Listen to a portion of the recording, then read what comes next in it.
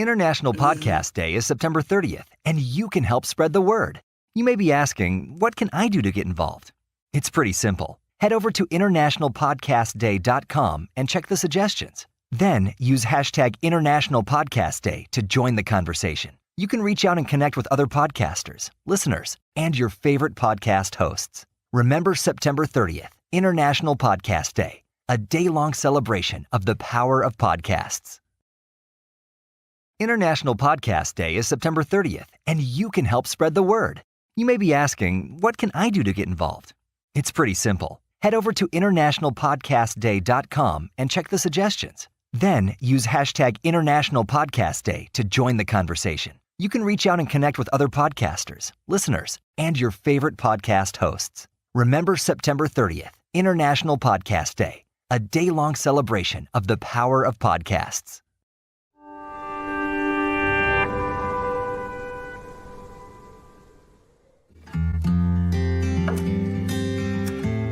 I've been a journalist for a long time, starting out working on a newspaper.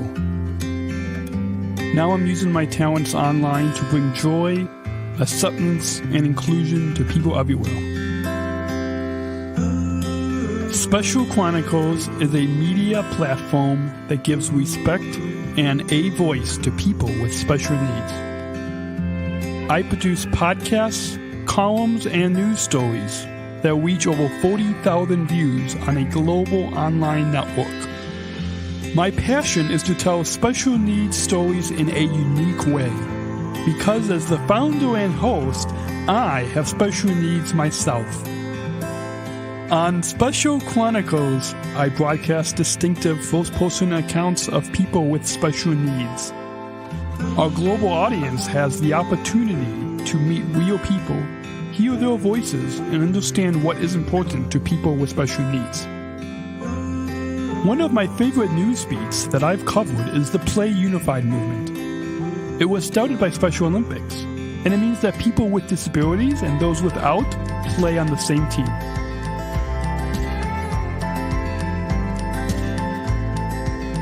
At Special Chronicles, our guests, on-air personalities, co-hosts, and volunteer producers come and play unified on air. Some have special needs, some do not. But we are here working all together on the same team. Special Chronicles to help other young people discover their own unique talents. I hope that Special Chronicles will always be a part of my life. Let's change the game. Let's play and pray unified.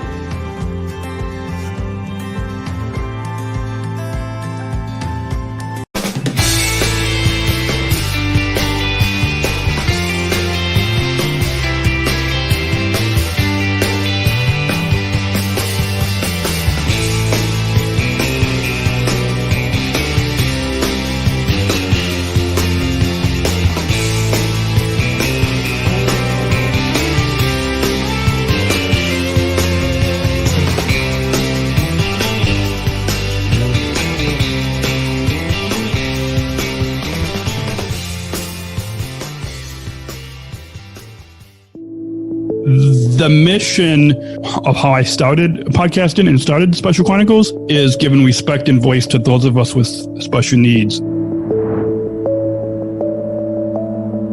I became an athlete leader of Special Olympics Illinois, and when I recorded the audio of the speeches that I was given and putting those up as podcasts, I soon received messages of encouragement, and I learned that it was a powerful platform and really helping to make a difference in people's lives. 12 years ago, I didn't expect that anybody would want to even listen to me. We have over 42,316 listeners per month. It's a humbling experience. I'm really grateful to make a difference in other people's lives.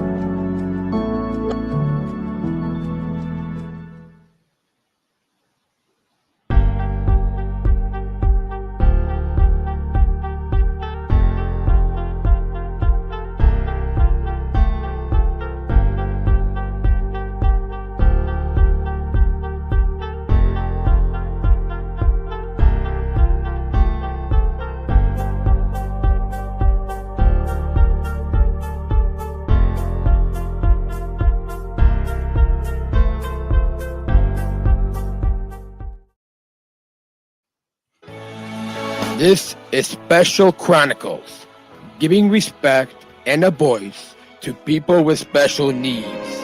I shudder thinking how the world can be so cruel.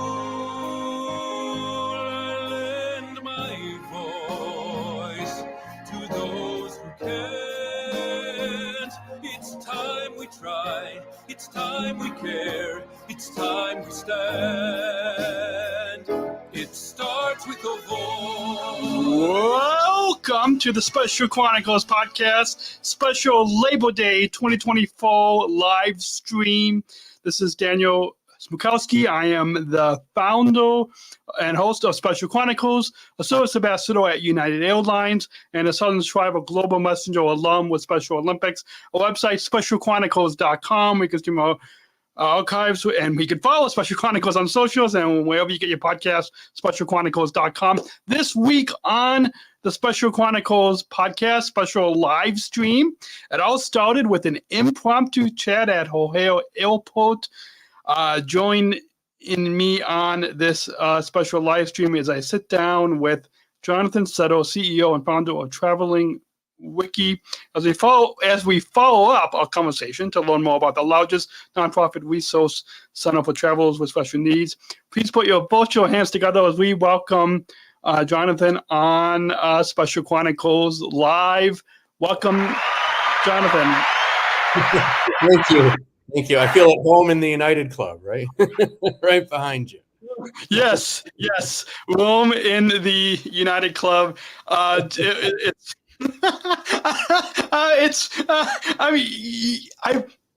believe it or not, I mean, we all, I'm sure our viewers can probably tell that we are virtually, but believe it or not, on the Unified at Work series that's on this podcast, back 5 years ago, I did record 5 episodes from the United Polaris Club in Chicago. So including with, he's currently the Chief Operations Officer, and then the previous DEI, Diversity, Equity, Inclusion Officer at United Airlines, and then with some other colleagues as well. So I'm obviously not there tonight during the busy travel time, but yeah, I have. So for our listeners, before we get into talking about your foundation, I thought we could kind of get our listeners up to speed with how we got connected, because it was a week ago. It was the final 10 minutes before the end of my shift as a service ambassador at United Airlines, and you had stopped me because of my co-branded United Special Olympics uniform, in particular the Special Olympics side of that uniform, and it was the final minutes, and like what my job is to answer questions, and so I had thought that you were asking me like where your gate was, and then it turned into a 10-minute conversation that is now turned into a week later, you coming on this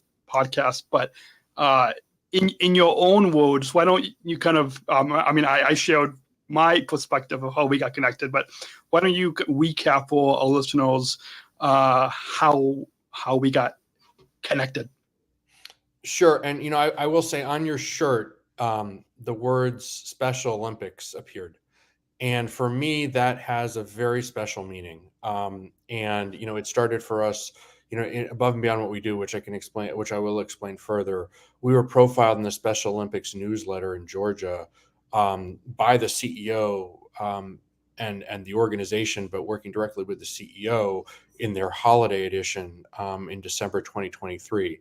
And that was exceptionally meaningful. So seeing that on your shirt and, traversing O'Hare, I just reached out and wanted to connect with you to understand why that was on your shirt and what that meant. And, learning about the ambassador work related international global messenger ambassador work you do for Special Olympics, and being one of, very select few that does that internationally, it's exceptionally meaningful. And just that along with a lot of other things led to this conversation today.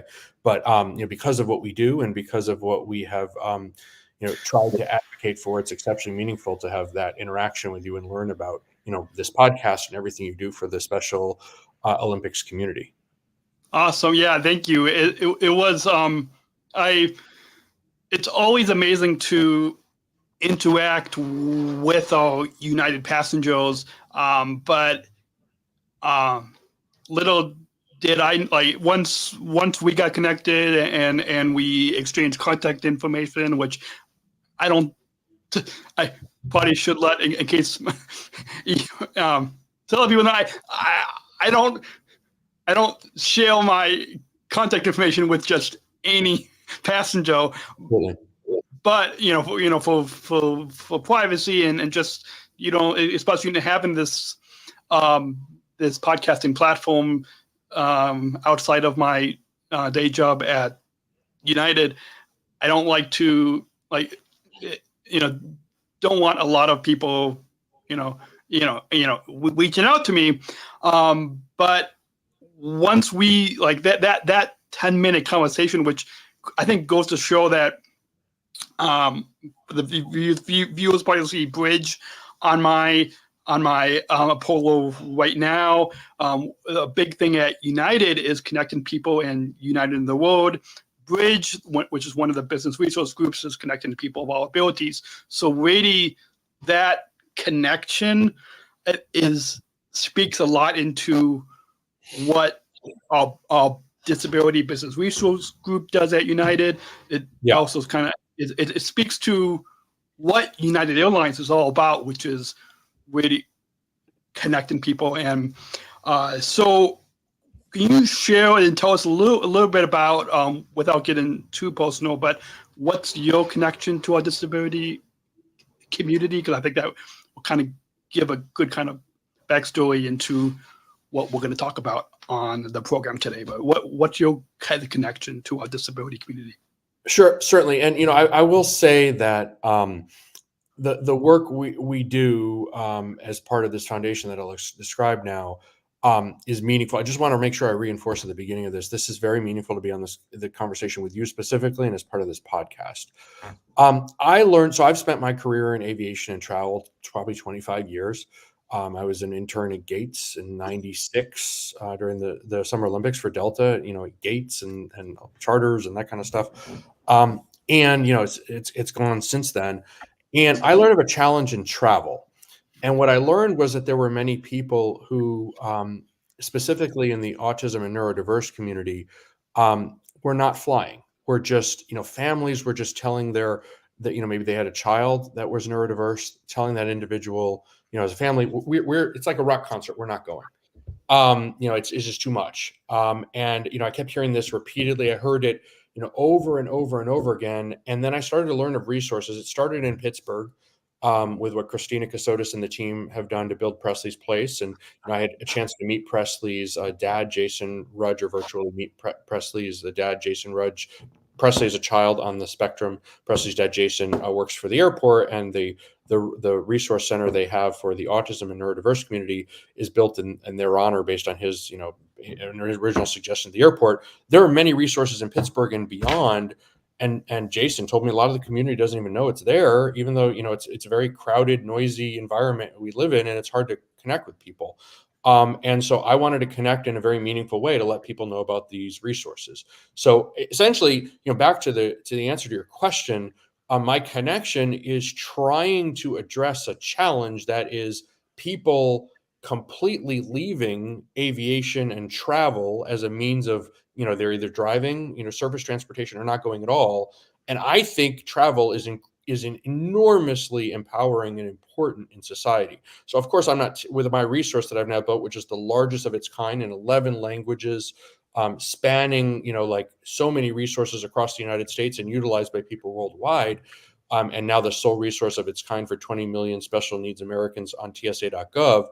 It's not, it is about empowering those individuals with resources. And we'll get into other resources that we have as well. But it's attempting to make an earnest attempt to solve a challenge, and with individuals with something that's incredibly empowering and I think, can really help change the trajectory of people's lives. Awesome. Yeah, I love that. I love that. And you touched on something in particular about the Autism Center that's at the Pittsburgh Airport, which is a note that I made in preparing for our live conversation today, that I'll leave our listeners or viewers on the edge of those seats, because we're going to come back to that in a couple of seconds from now.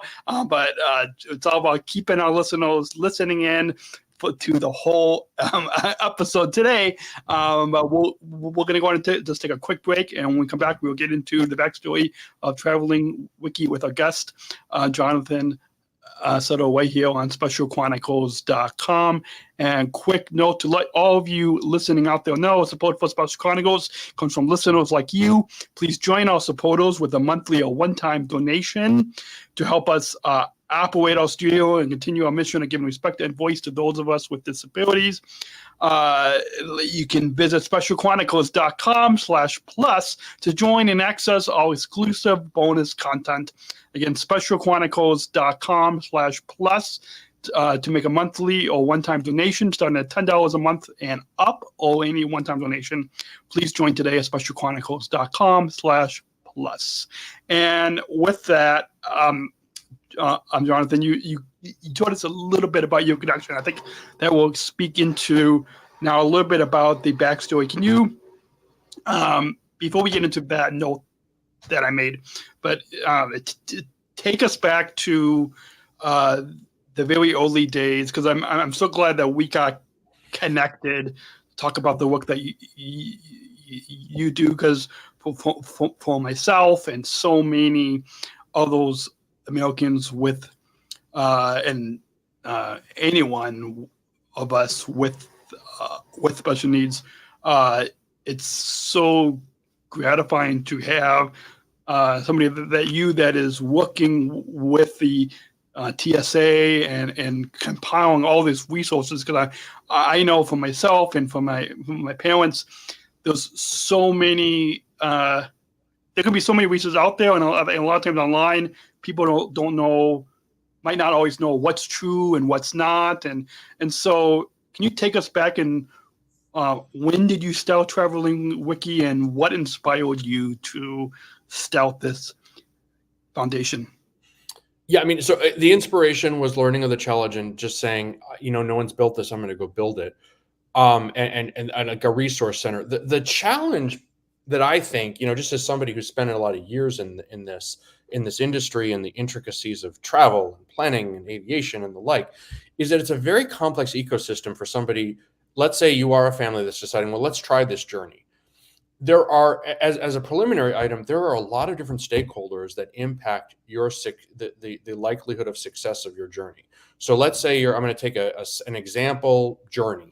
Let's say you live in the eastern part of the country. Let's use Baltimore, Maryland, doesn't matter. You're going to connect somewhere in the middle of the country, and you're going to the west side of the country. Let's say it's Seattle. Doesn't really matter where it is. You have, at a minimum, in that scenario, 5 different stakeholders that are largely impacting your journey. You've got the airport, which controls the environment where you leave from.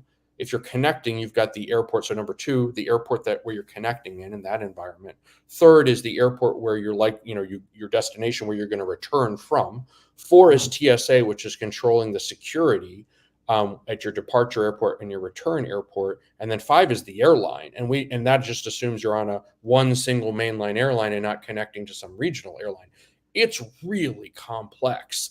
And all of those different stakeholders have different procedures and the like. So what I learned is, well, if we're going to create a database and an information source it's interesting, you mentioned there's, inaccurate information. Veracity is really important. And I think that's paramount in what we do. We are trying to be a credible source. There's so much information on the internet that's non-credible, that's, sort of this, what do we call this, mendacious, whatever we call it, right? And so we're trying to be the credible source of information. And originally we had Wiki in the name because we wanted to be a community input resource where people like Wikipedia could, contribute. But what we soon learned is when we signed this agreement, we have an agreement with TSA to be this provider of information on their non-visible disability page. We're now the sole provider, 20 million Americans, for these resources. We needed to make sure it was accurate. And so as a former attorney, what I decided to do is I'm going to do this. We're going to update the information as the foundation, and we're going to footnote everything back to the source documentation. And we unfortunately can't have anybody in the world modify it, just because Wikipedia has a community of moderators that checks everything. We just don't have those kind of resources, as an organization that's not monetizing this, is just trying to provide a public service. But again, going back to your question, we are trying to solve the problem of people abandoning air travel. It's something we think is really important. by being the what we consider the gold source of information, the veracity, if you will, associated with these journeys, and the information and support that can be provided in all these different touch points by all these different providers. We can't provide all the information about all the airlines, because the airlines have different procedures, and you may connect to a regional airline, but certainly we want to try and connect to all the airlines and provide as much information as is possible at the airports. And then we have the partnership with TSA, so they have a program that helps you with security. Awesome. I love that, and especially I'm sure that there's a lot of adults with disabilities and parents and family members and caregivers in our community that what you just shared about how your foundation is a credible source of information and how you're solving a problem. I'm sure that's bringing a lot of joy and smiles to their faces, that your foundation and your resource is something that I'm sure so many are gonna look for. For those of you that are watching the live stream later, listening to the audio podcast, in the description below, we've put links to your resource in the description below. So wherever you're tuning in from right now, our listeners can have the information, and I'll put links to other resources that we'll get to at the end of the program. But can you tell us thing there? Yeah. And I also thought about this as the way to be useful is not solely to be credible to the opposite, to one end of the continuum. It's also to make it accessible. And so one of the other things is certainly, there's no perfection in accessibility. It's very difficult to, we're constantly learning. We're constantly learning from people how we can make it more accessible. But I started putting it in different languages. And as an organization that doesn't monetize this, it's not like we have this big marketing budget to go out and do that. But I started one after the other, putting it in different languages. So my wife speaks French, and I speak Spanish. Obviously, both speak English. And then in German, and then in Japanese, and then in Hebrew, and then in Arabic, and then in in Russian, and then 11 languages. And I've met just examples over the last couple of weeks. French consul talking about French speaking individuals around the world leveraging this for traversing U.S. airports. I've met with the EU ambassador to the United States, and also spoke to individuals in that, the related organizations about EU citizens traveling to the United States. We've met with the Austrian ambassador. We've met with the Israeli ambassador. We've met with just ambassador after ambassador. I mean, like 10 plus different ambassadors. We've met with the White House. We've met with, lead officials in the White House, 30 plus senators from across the country.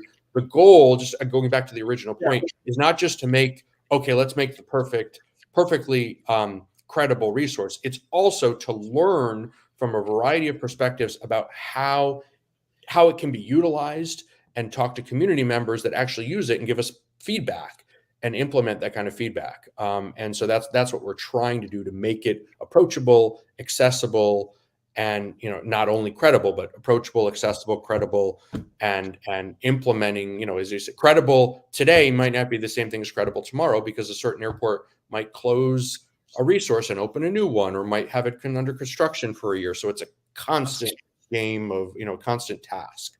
Awesome. I love that. And we're going to get into a bunch more about the resources, including, I'm sure, and some of my colleagues at United Airlines are going to love hearing about your experience at the Pittsburgh airport with the autism resource.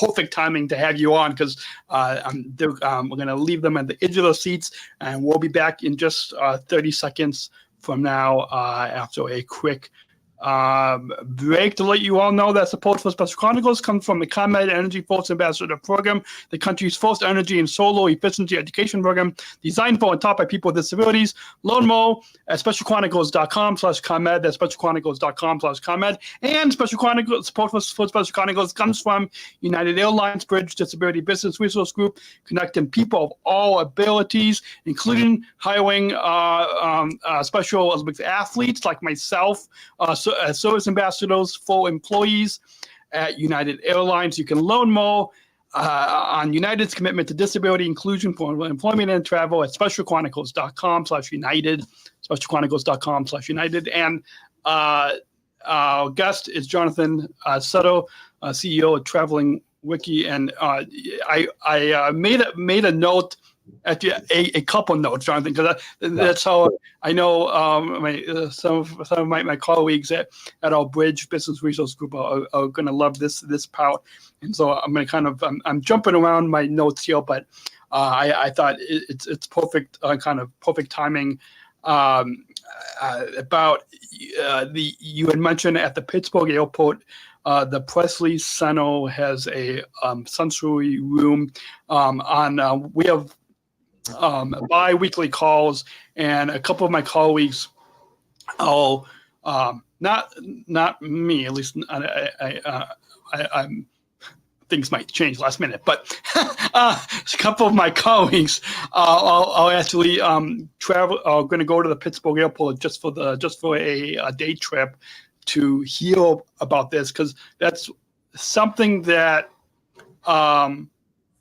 that we're trying to advocate for on these sensory rooms in airports, in particular United hubs and stations. And so can you tell us and kind of give us just what in podcasting what we call a sound scene audio tour and describe the scene for us as in just a brief audio tour at the Pittsburgh airport of this Presley Center? Sure. I believe it's an A, so it's airside. Post security, you ride the train, and so what's unique about Pittsburgh and some other airports and distinct versus maybe LaGuardia is that the terminals are connected.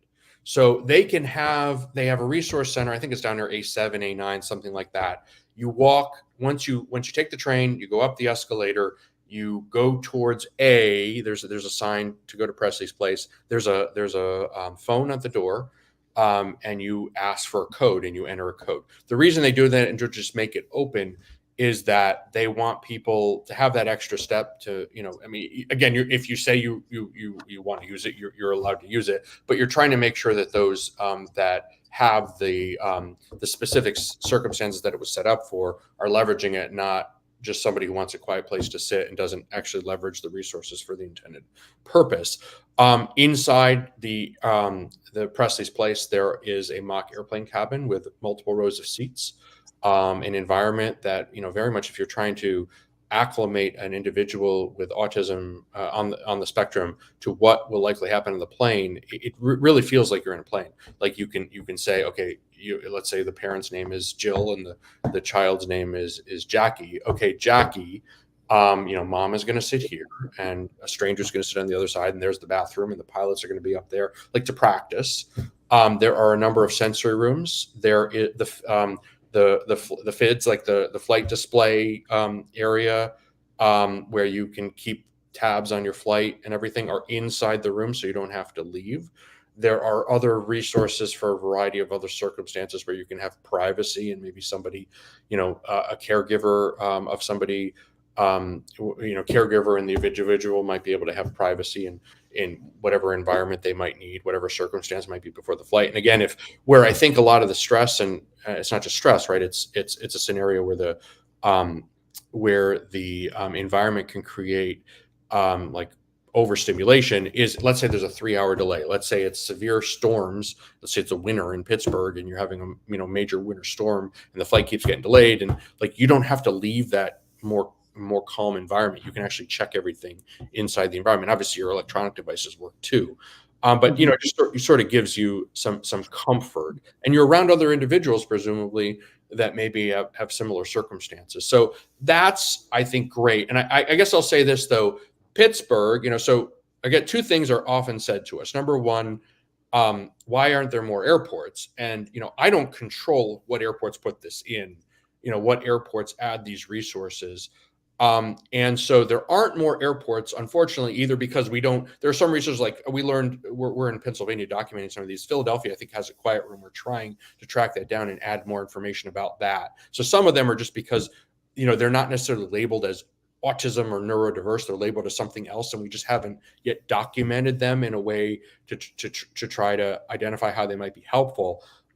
Others, you know, the other airports just haven't installed resources yet, and we'd love for them to be installed. I mean, you mentioned we took at the major mainline airline. Sorry, but I didn't mean to cut you off. Yeah, no.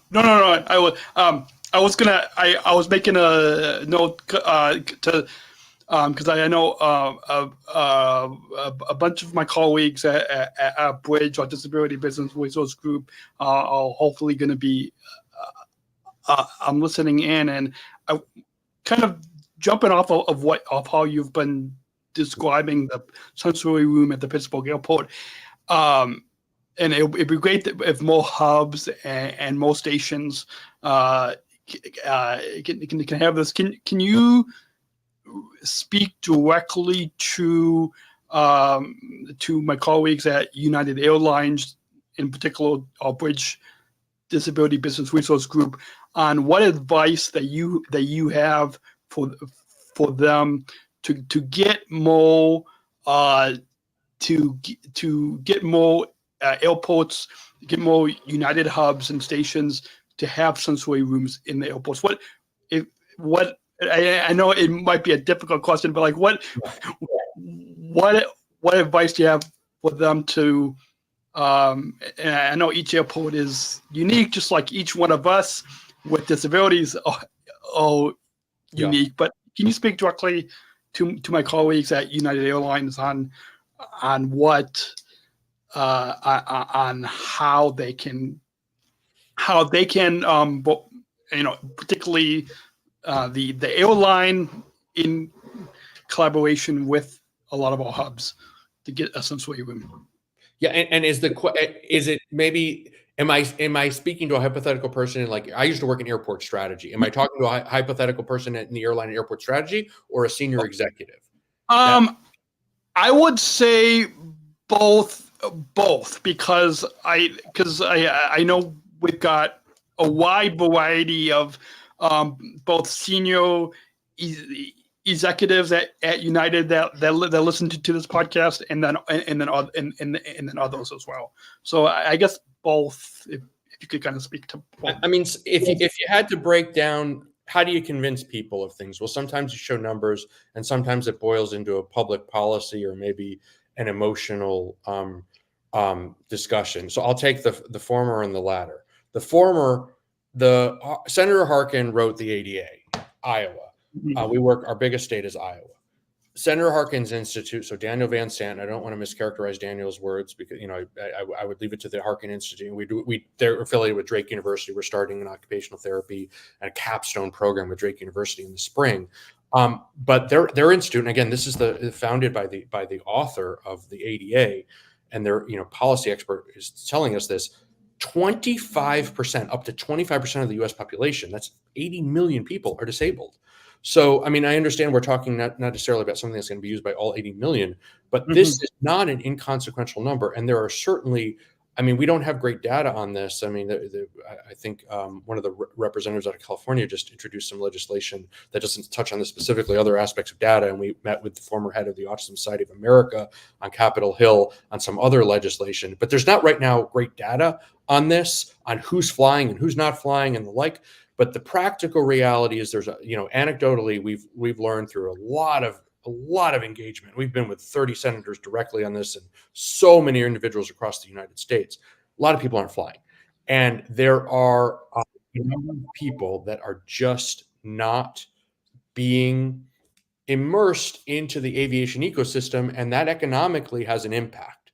On the public, policy perspective. So, it's a means for, if you don't have it in the hub airports. I mean, the airlines with the biggest number of ASMs in this country all have at least one big airport with a hub. But let's say you have your hub on the southeast corner of the United States or the northwest corner of the United States, and you have other hubs that are elsewhere. If that particular hub does not offer a connection with a good fare or whatever, it makes it less practical. And it means people might shift away to other airlines or other journeys if they are going to fly. And so that all is economic impact. Now, on the policy side of it, it's about serving a meaningful portion of the population and making what are common carriers as accessible as possible. And these are not just some hypothetical individuals. These are our children. These are our, we don't serve just neurodiverse. We serve 20 million is Alzheimer's, Parkinson's, dementia, ALS, autism. We went out to Marin County in California to help start serving the Down syndrome community. We are working cerebral palsy and the like. These are our grandparents. These are our cousins. These are our kids. These are our neighbors. These are our teachers. These are our clergy. These are so many people in our communities. So from a policy perspective, I think it's incumbent upon us as a society to try and make something that is a transportation ecosystem, something that helps individuals do what they want to do, and help them be able to see relatives, help them go do whatever career they want to go do, and not think, well, I have to swear off all these careers because that would involve travel, and I can't do that. Awesome. I love that. And speaking of the 20 million Americans that you just mentioned in a lot of these different groups, whether it's autism, ALS, Parkinson's, dementia, or Alzheimer's, a lot of these different communities, can you just kind of give us a couple of quick examples of how you are working with all this? Because as we know, and I'm sure some of our listeners might know, our disability community, it's anybody can join it at any time, whether those of us that were born with our challenges or just anybody. So kind of in these 20 million Americans and all these different community groups, whether it's autism or dementia or Alzheimer's or ALS or Parkinson's, is there one or two examples of how you are working with these disability communities to document resources for the TSA for your foundation? How are you working? Do you have focus groups, or how do you do it? We're trying to, our impetus, our sort of our North Star in each airport is the resource and not necessarily the community members. And I'll explain that further. Let's take neurodiversity. Let's even just try and take the spectrum of autism. It's a spectrum. You have such a wide variety of circumstances. There's no way I, as an individual, could possibly detail how it's relevant for 8 million people who all have unique circumstances. So we've tried to say, okay, let's take the resource and let's describe it in a way, using maps, using source links, using imagery, using, again, 11 languages, to try to make it understandable to individuals that might want to see it on my page, might want to click into the underlying link and go to the source documentation. And then we've tried to engage with groups. Like we went on the Capitol Hill and we met with, like the Alzheimer's, one of the Alzheimer's associations, big ones in the United States, had an advocacy day. We went to lunch, and we were able to talk to Senator Markey, and we were able to speak to the founder of Alzheimer's AFA, whatever the organization was, and a lot of different stakeholders. We've been profiled on I think Autism Speaks website, autism community, and a lot of on the Spectrum Foundation, we're on every page they have in their footer. So we've spoken to different community members, and as we try to go to serve these, as I mentioned before, we worked with, went out to lunch with a self-advocate in the Down syndrome community out in California, as well as a San Geronimo Valley Community Center from Marin County, and we just discussed it. Said, for the self-advocate, what was it like when you traveled? How did it go? What was good? What was bad? And it's sort of almost like a journey map of his journey.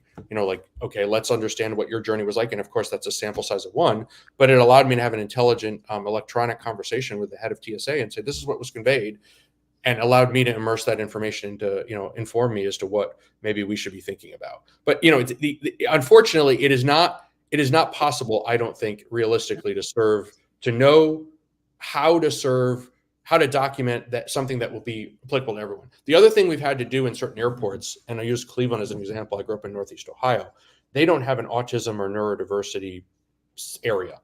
They have some quiet rooms in, I think what is meant to be a more religious area.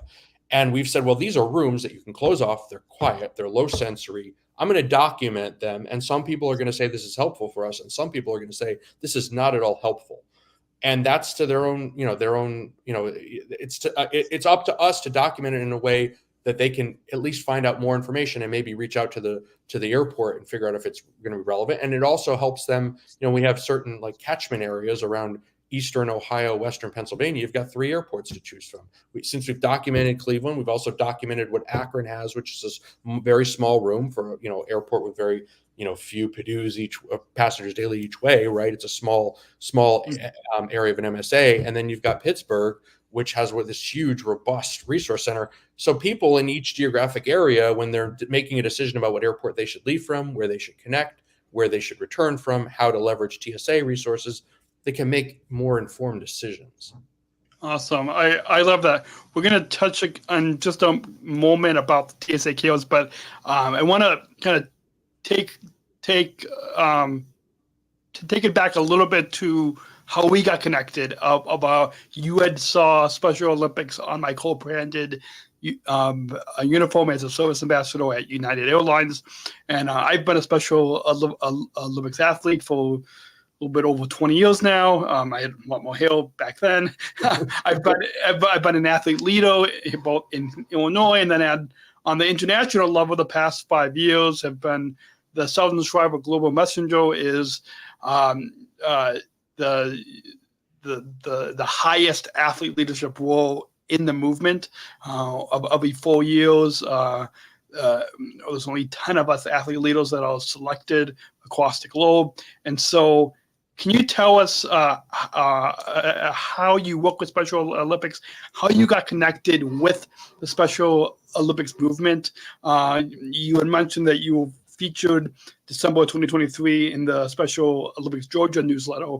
Did you only get connected with one Special Olympics program, or have you got connected with our chairman of Special Olympics International is Tim Shriver, our CEO is Mary Davis. Have you got connected with the international headquarters for this movement?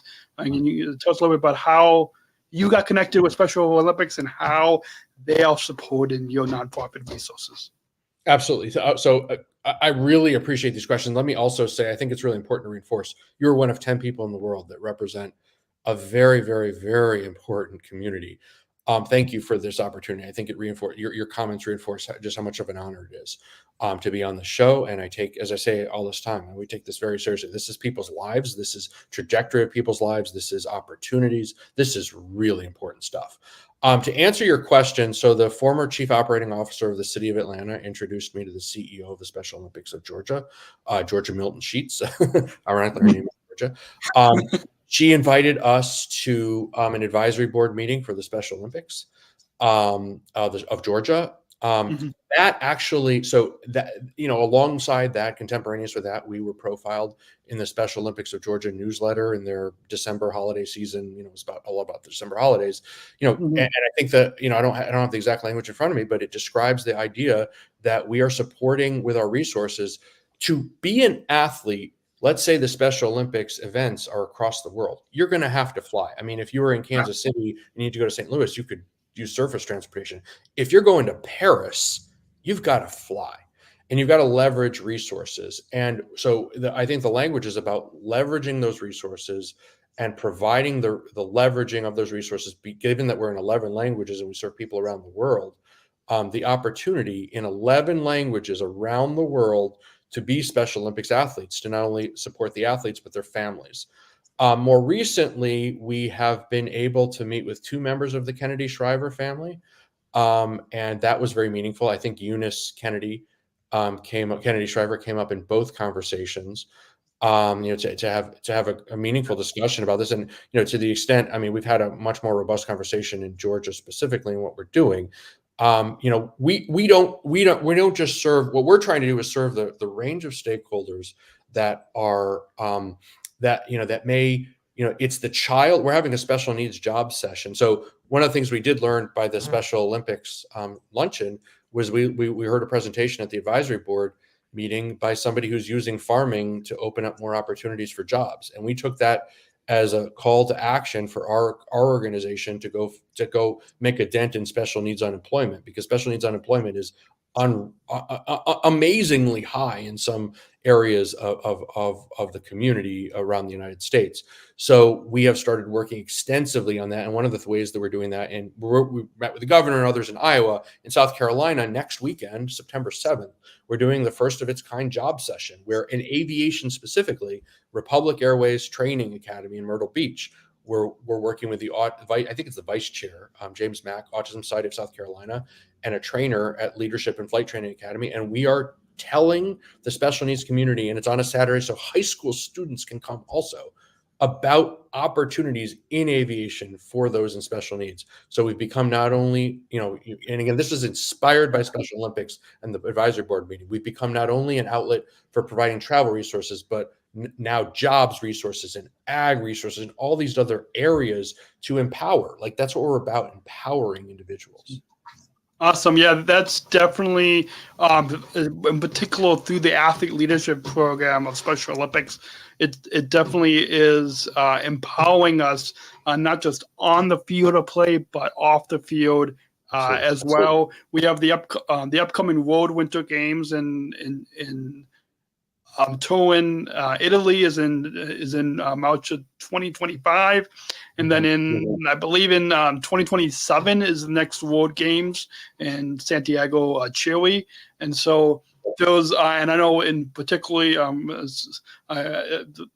only airline that I'm mentioning is my employer, but United Airlines, I know where you can donate your miles to Special Olympics. So it's awesome that you are connecting with this movement and with the world's largest health organization for people with disabilities. It's a really big movement, and we're gonna kind of switch now back a little bit. You mentioned the 11 languages that you have translated your resources into a few times.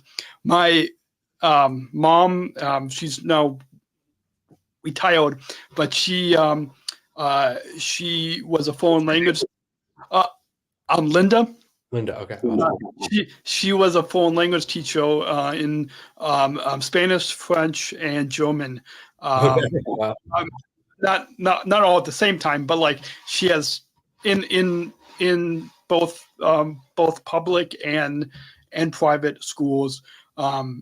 She's now retired. But so with that, why did you want to offer these? It might be obvious because those travelers with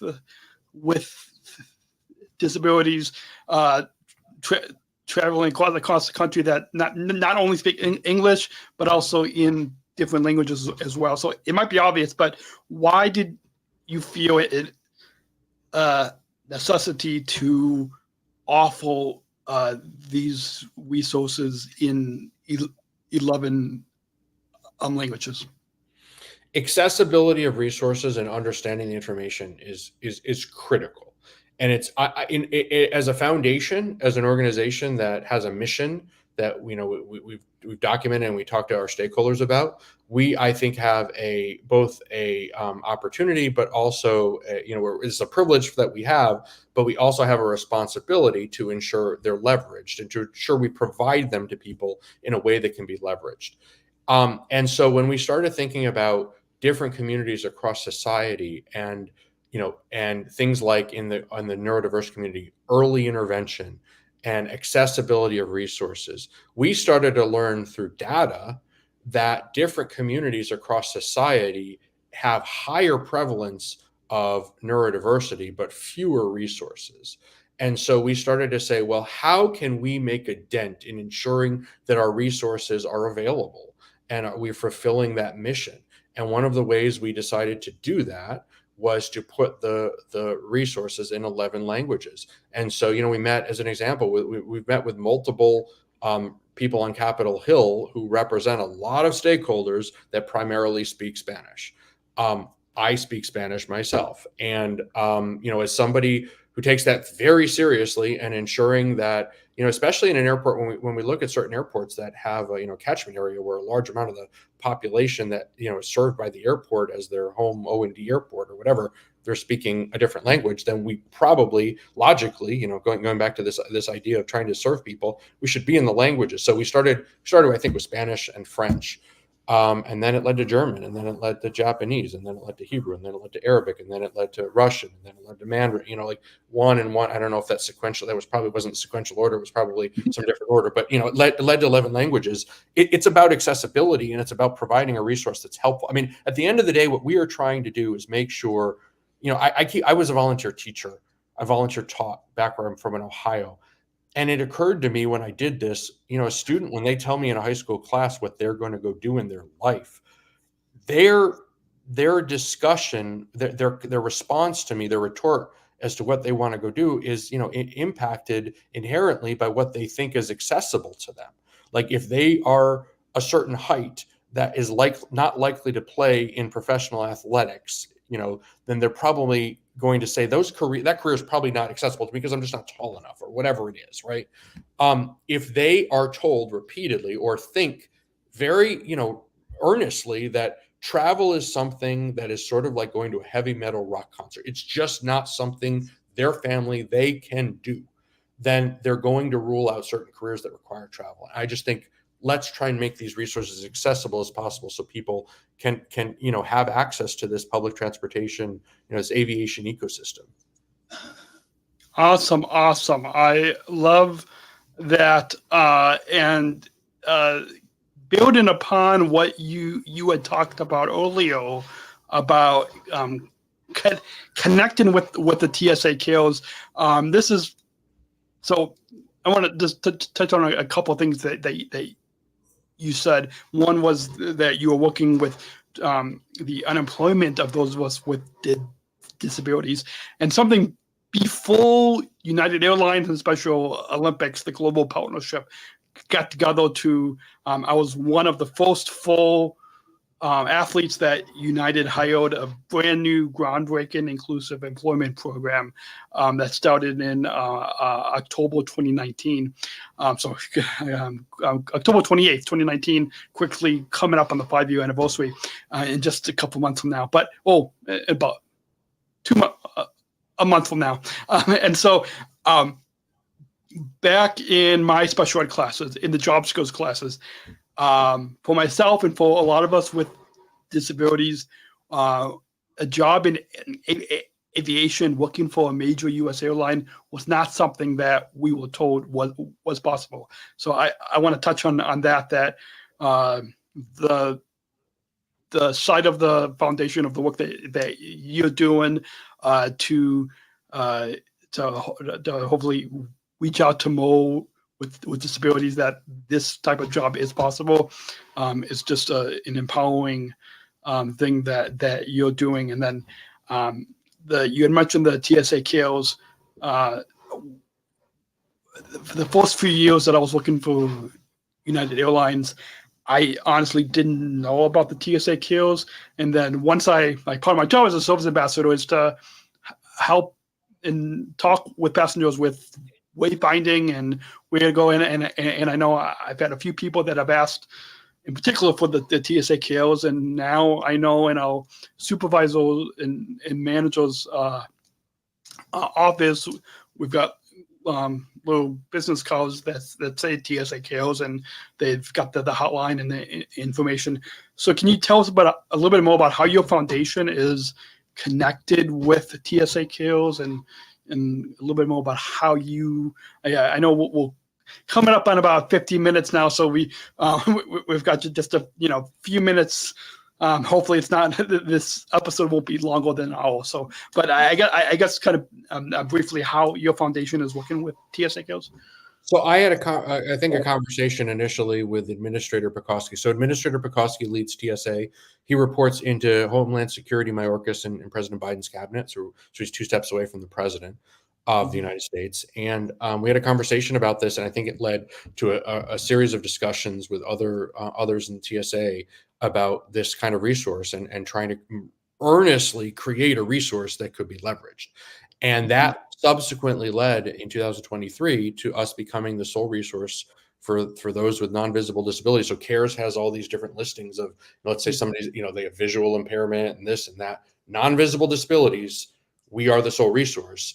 We were recognized, we are not, I don't work for TSA, right? We're a partner of TSA, but we serve, if you call the TSA hotline and you say autism, the phone, I see a phone number on your screen now. We have our own hotline for people who want to reach, out to us. Actually, the hotline is 6417 autism. It says 641 autism, 6417 autism, just so you know.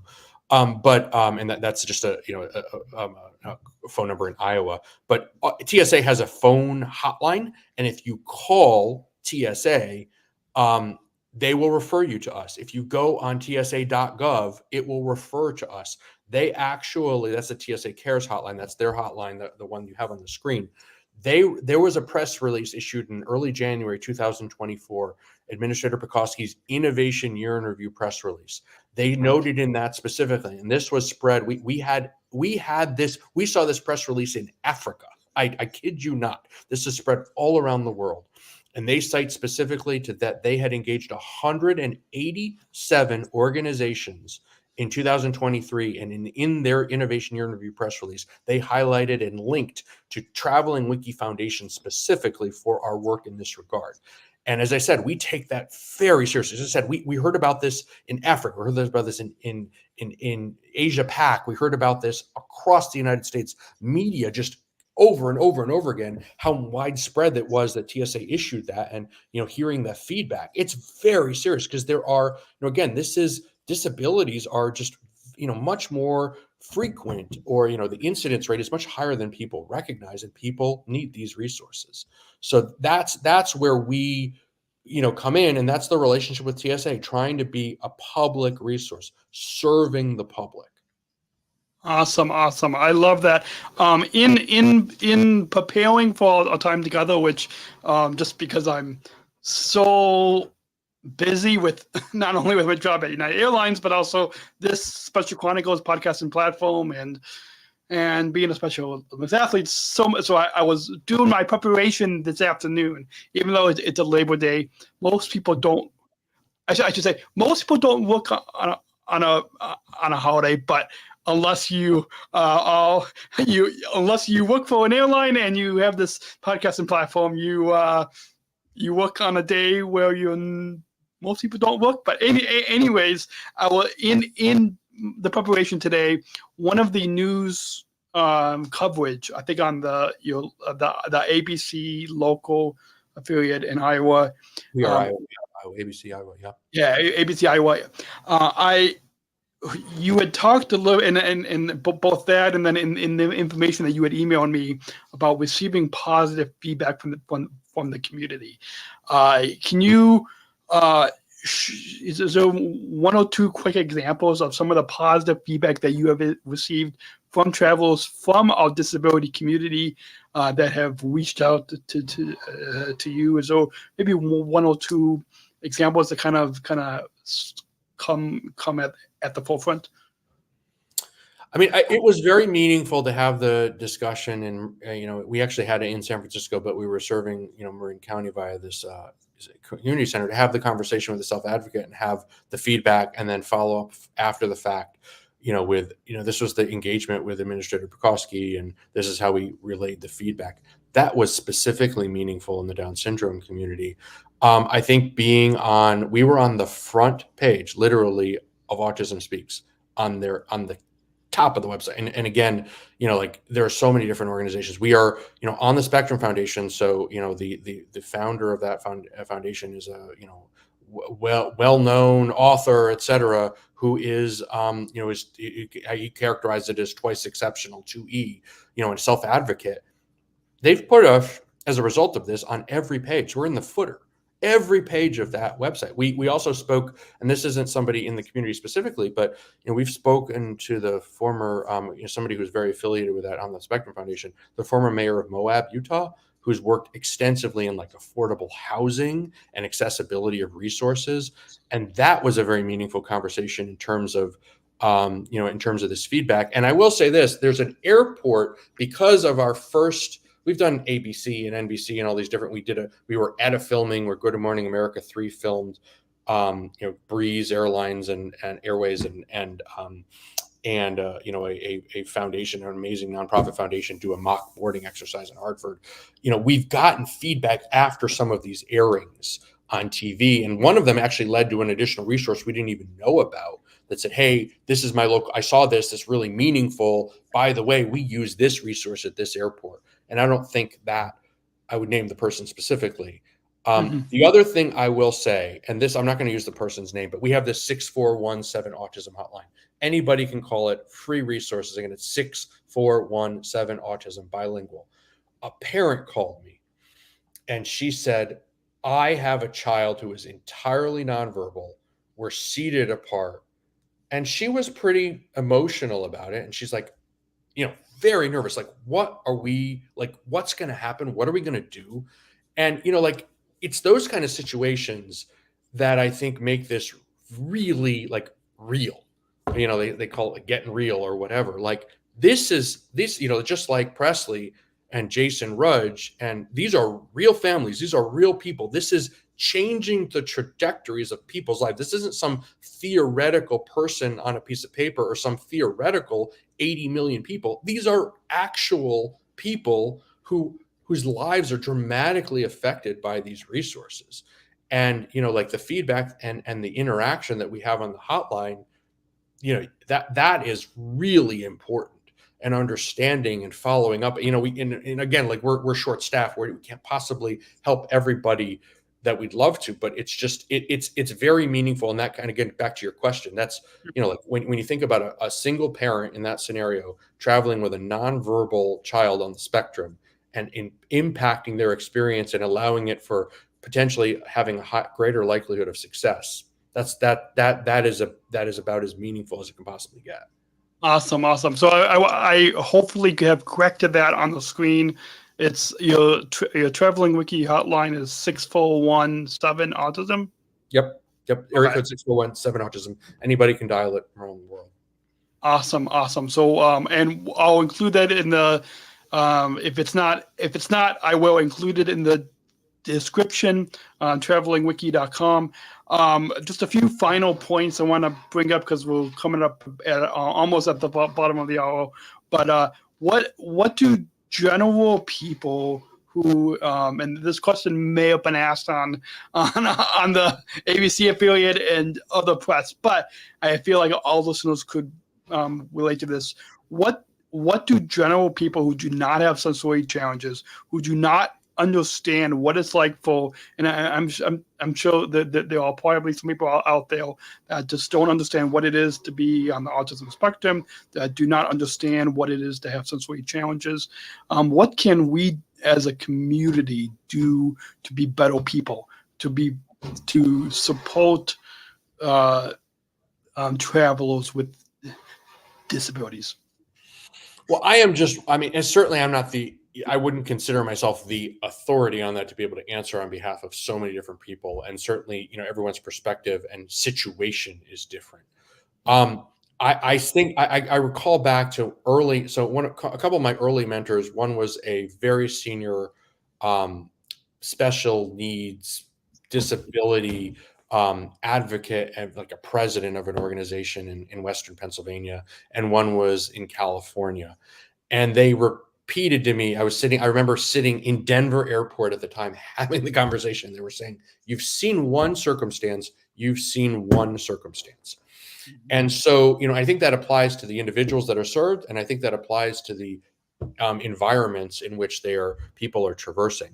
So, I guess what I would say in terms of advocacy, I think what the guidance to me was to try and understand as much as possible. Go talk to self-advocates, talk to parents, talk to maybe relatives of elderly individuals, and go try some of these journeys. I mean, the practical reality is that a journey that's impacted by special needs, the need for resources starts way in advance of the first day of travel. It starts, we talk about the fact there's a resource at LaGuardia, right? It's in one terminal. It's not like Pittsburgh Airport where it's reasonable to walk from, one terminal to another. You've got to know when you're booking your ticket, if you're thinking about leveraging a resource and knowing that it's at LaGuardia, you've also got to know what terminal it's in. If you're going through Atlanta, and I know Atlanta's a Delta hub, and sorry to raise the Delta hub on the United, but I think it's in F, if I'm not mistaken. If you are connecting between two domestic spoke cities through Atlanta, you're likely not connecting, in F.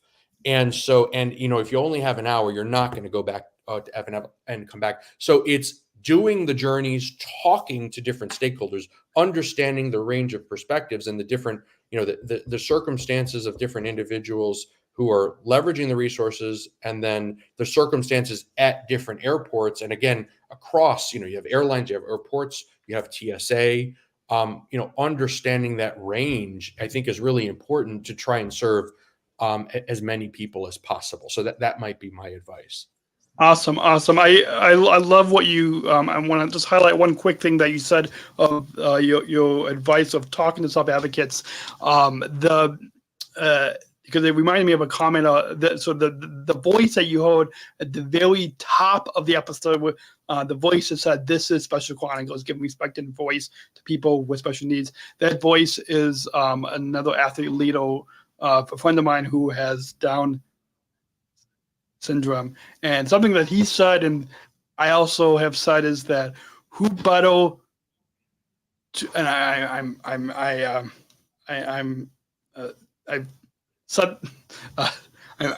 trying to recall what he said and what I have said, but who better to talk to people with disabilities than those with disabilities? And I think that also hopefully amplifies your advice as well. We are a little bit over the hour mark, and so can you remind our listeners? I'll put it up again on the screen for those watching the live stream, but I'll put it in the audio in the description below for the podcast. But can you remind our listeners where they can find your Traveling Wiki free special needs resources, the website, the hotline, phone number, social media, TSA Chaos resource, your LinkedIn, all those resources that our listeners can, because I'm sure there was a comment from, I'm sure there was a comment that I'm going to put up on the screen in just a moment, but there's our audience is enjoying this conversation today. But can you remind any social plugs? Yeah, so certainly travelingwiki.com. It's all one word. So you have a space between traveling, not in my name, but like between Traveling Wiki. I just want people to know when you're finding us, it's one word, TRAVELINGWIKI, travelingwiki.com. Again, we are in 11 languages for all these resources. We publish videos on YouTube at Traveling Wiki. We have a free hotline to contact us about our resources. It's bilingual, 6417 Autism, so serving Spanish and English. And then, I will also say this, we're trying to be the party that doesn't have a stake in selling you a specific airline's ticket, selling you a ticket out of a certain airport. To us, we're indifferent as to where you fly out of, what airline you fly. And certainly people, when they need to make decisions about service patterns and economics and all that, they have to identify and evaluate a range of different considerations.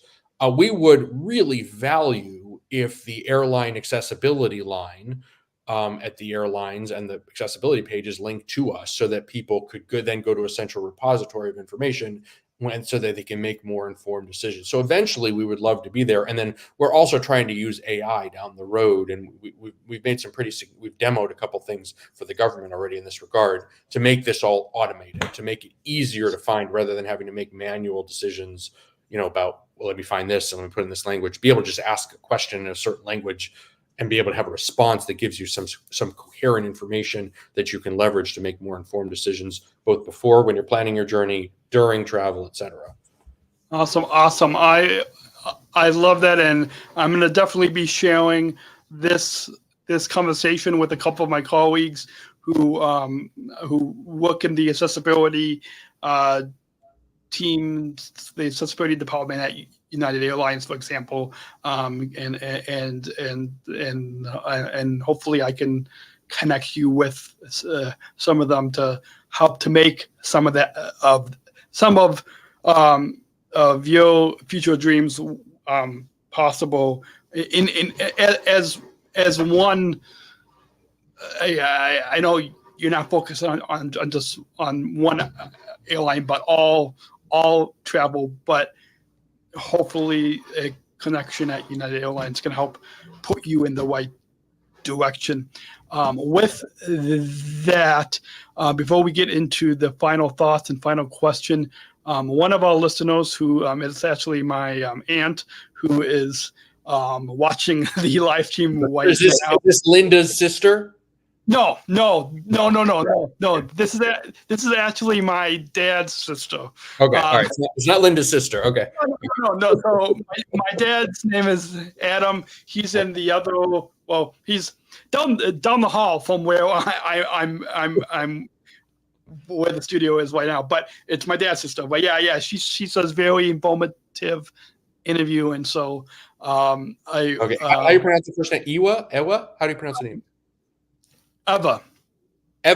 Thank you, Eva, for the very kind comment. As I said, it's very serious, right? It's very important, and we take that feedback very seriously. And if there's constructive criticism or constructive feedback that you or anyone else wants to provide, the goal in this is not to be perfect. The goal in this is to make as usable a resource as possible. So I actually like the things that say, well, you did this well, but this really could be improved. And sometimes we can improve it. And sometimes we can say, some people tell us we'd love if this could happen. And I'm like, well, I have to find $1 million grant for that to happen. I'd love to get the $1 million grant, but we need a grant to go do that because we're not selling widgets. We've got we're a nonprofit organization. So I take the feedback very seriously. Thank you very much, Eva, for that comment.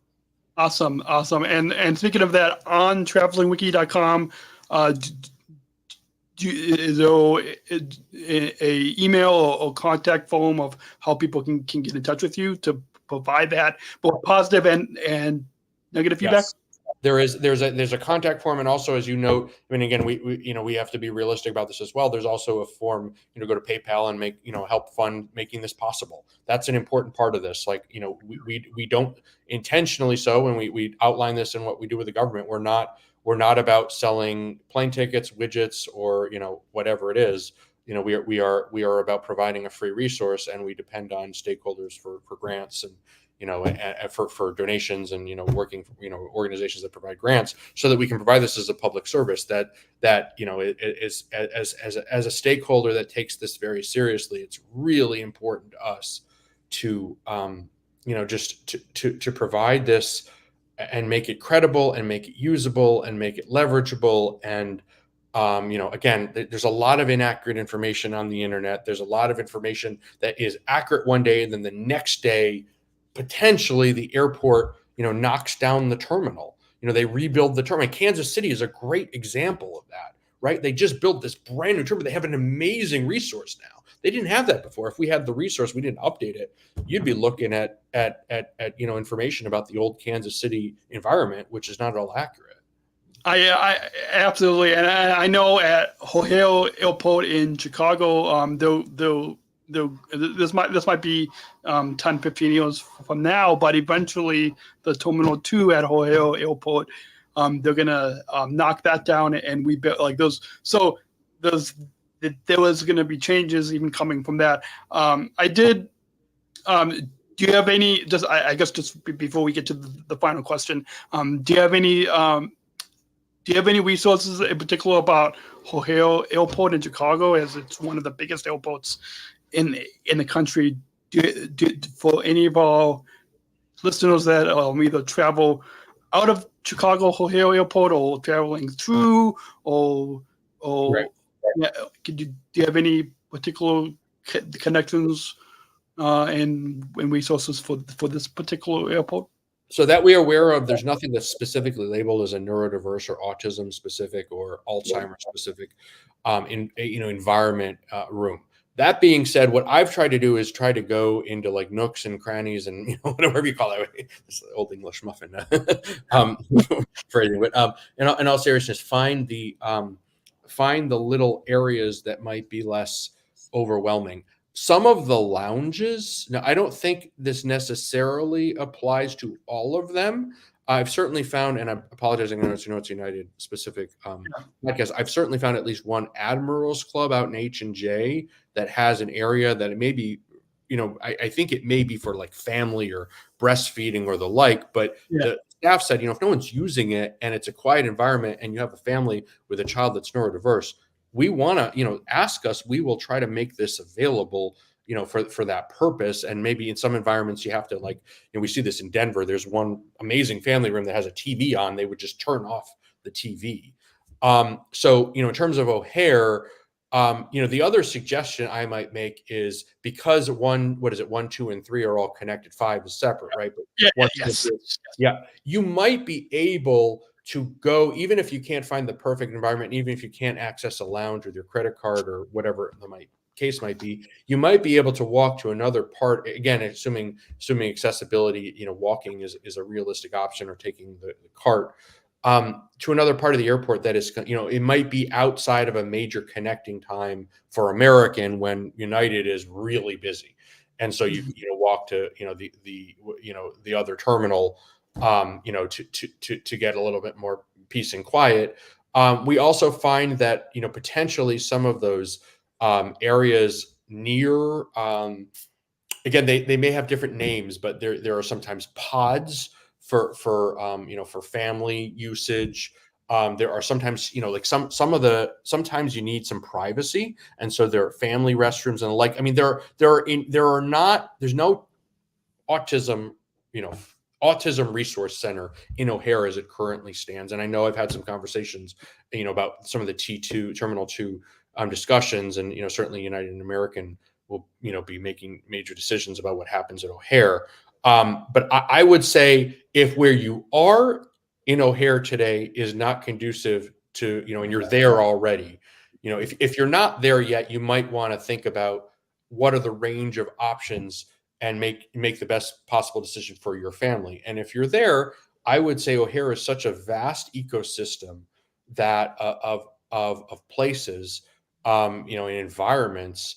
And I guess the natural inclination, maybe for a passenger who hasn't gone through O'Hare before, is to assume that if you're standing in Terminal 1 next to gate X, whatever it is, that the whole airport is just like it is like at Terminal X. But if you walk to the other terminal when it's not a connecting bank time for that airline, or you walk to, Terminal 2, or, whatever the case might be, it may be a completely different environment. And that's where, again, I think of what we see in sports. We work a lot in sports. We've done 2 Pittsburgh involved in different ways with different sporting events to raise awareness, Pittsburgh Pirates and some of the other sports teams.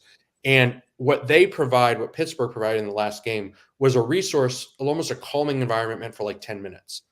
It's okay. We have a situation where sensory is a real challenge right now. It's overwhelming. We just need a place to have 10 minutes away from the sensory overload.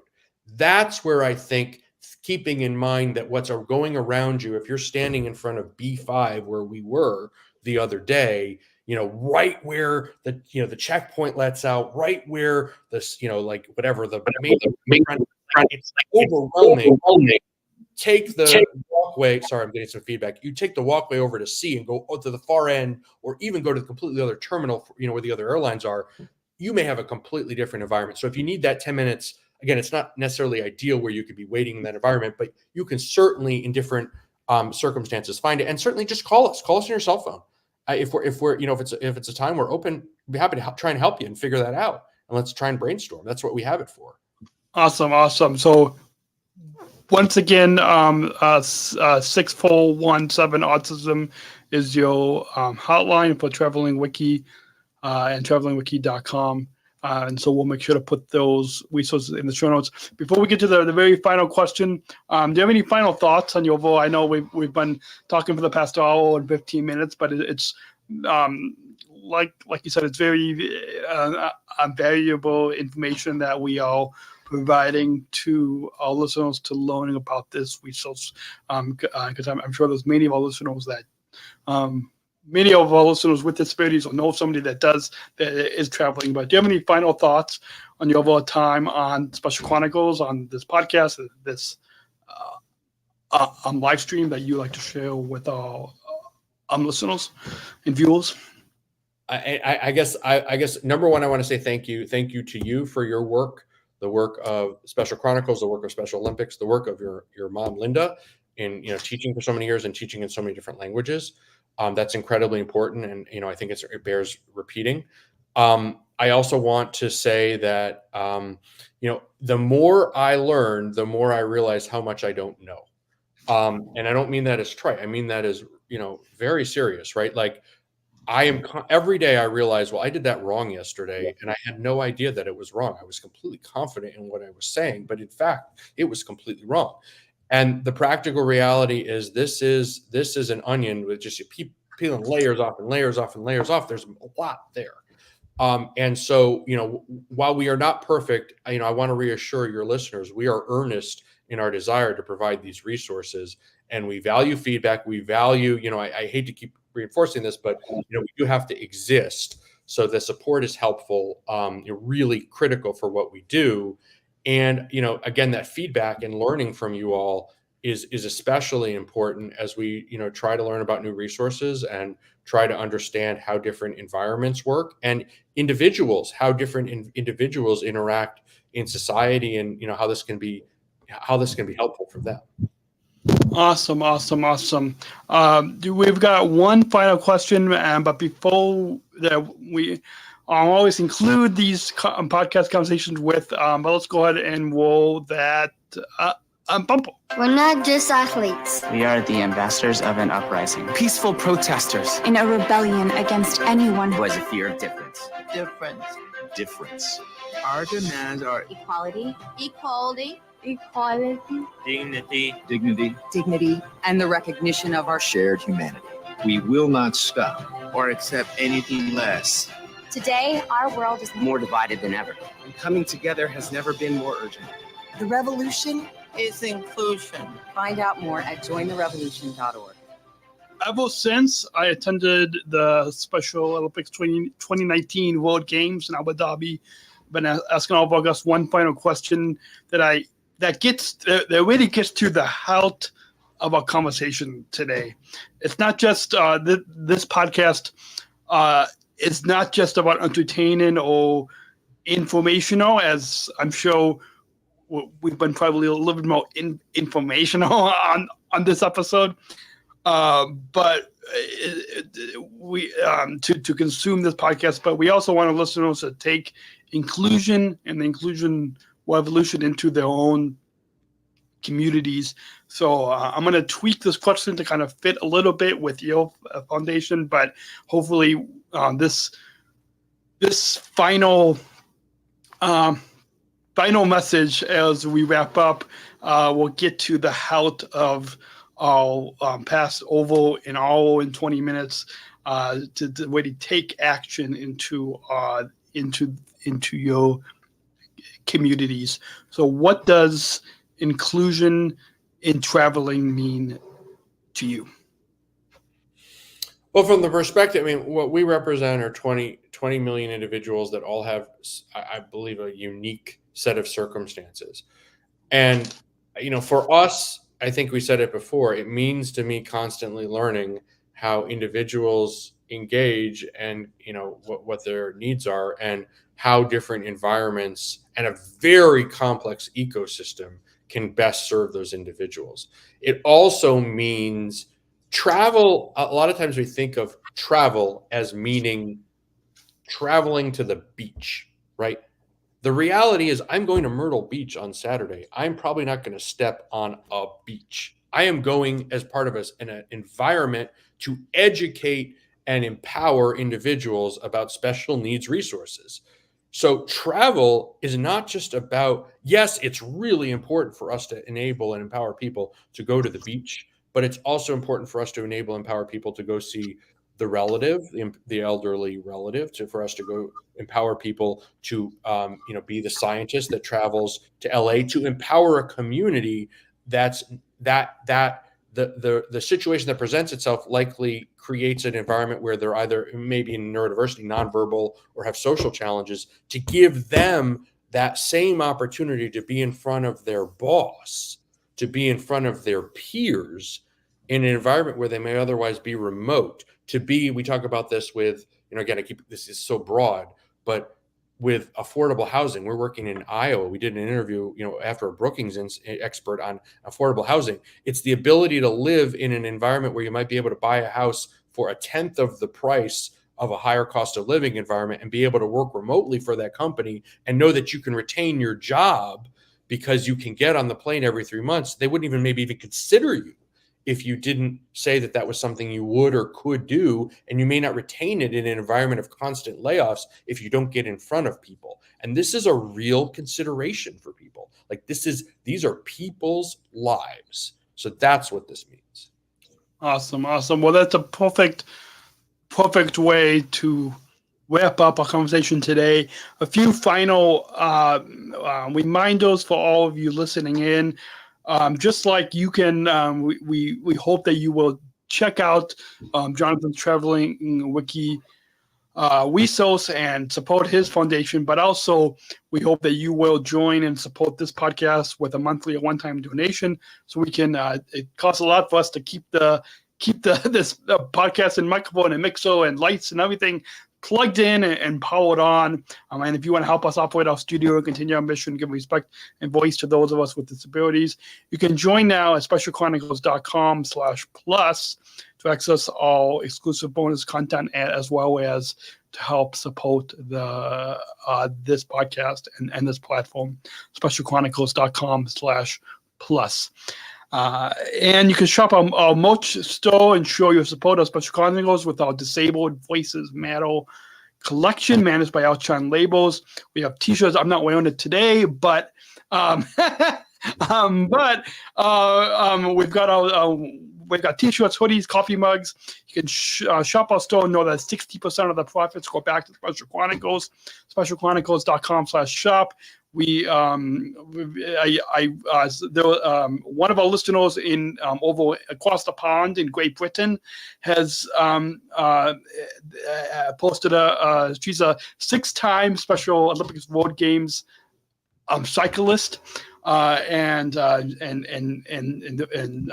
saw a picture about a month or so ago of her wearing it. So specialchronicles.com/shop, and tap that follow button. I'll go ahead and wait for you all. Go tap that follow button wherever you're listening, Apple Podcast, Spotify, iHeartRadio, wherever, so you never miss a new episode every Monday. And we have tons of over 750 episodes available to you absolutely for free. SpecialChronicles.com. And thank you, Jonathan, for on this Labor Day, on this Monday evening, for over an hour and 20 minutes. But thank you for taking the time to share with all listeners about your traveling wiki resource. Thank you so much to everyone for this opportunity, to you and to so many other stakeholders for everything that Special Chronicles does and everything the Special Olympics does. Awesome. Thank you. And until everyone have a great week. We'll be back next week right here. For those of you watching the live stream, every Monday in September, we have season 2 of our Inclusive Health series.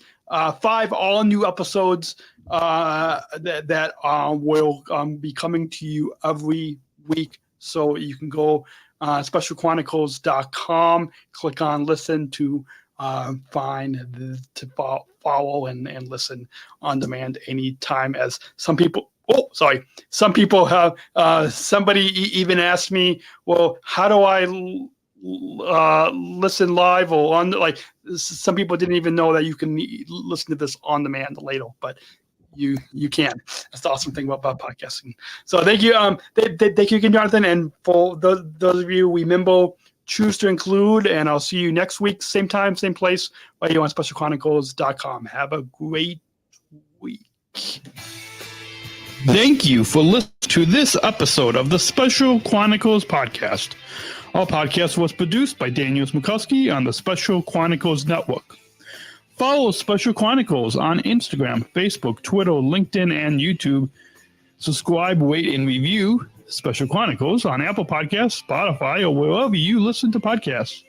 Our website, specialchronicles.com, where you can stream our archives of over 500 episodes absolutely for free. Also, there's a list of our favorites, original series, award-winning columns, and blogs. And sign up for our newsletter to receive exclusive bonus content delivered to your inbox. Again, specialchronicles.com. Special Chronicles is hosted by Podbean Podcast Hosting. Our live streams are powered by StreamYard. Thanks, as always, to our business manager, Adam Smrokowski, who always encourages us to never give up. I'm Daniel Smrokowski, back next week with more stories. Special Chronicles, giving respect and a voice to people with special needs.